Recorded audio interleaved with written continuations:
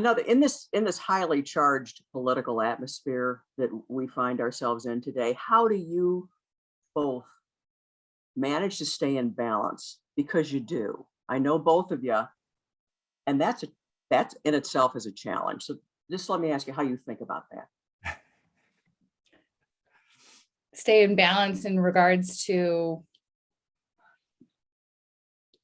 You're pretty even-handed when it comes on the political spectrum.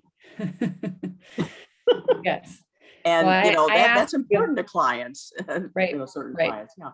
I have a blog post that was written by a colleague of ours. It's very well written. It's very timely. But there's a question mark in my head right now as to whether it's the right thing to put out there. And because we have to be mindful that we represent all wings of the spectrum, if you will, depending on who our clients are. And so I think we always have to be mindful that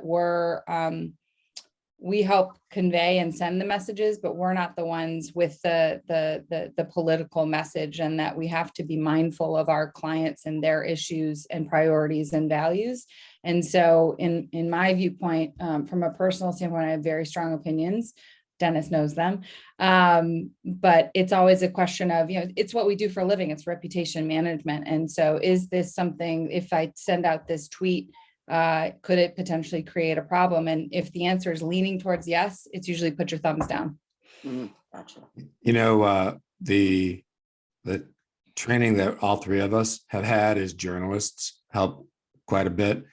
And then I also got some legal training.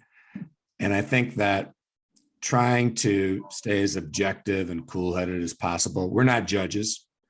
When we were in the news business together, Lynn, we really tried to see both sides and get both sides across. We had personal opinions, you had personal feelings, but you try to set those aside and make sure that you're bending over backwards to be fair. And so that a lot of that upbringing, if you will, comes in handy when you're talking to clients in crisis. We're not judges.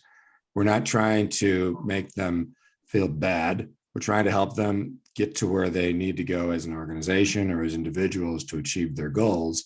And the more you realize that there's lots of sides to some debates, the better off you are. I think the better off society would be if we all thought that way. It's not always that simple. Thumbs down. Okay. Okay. Gotcha. Back away from the Twitter. Away from the Twitter. There you go.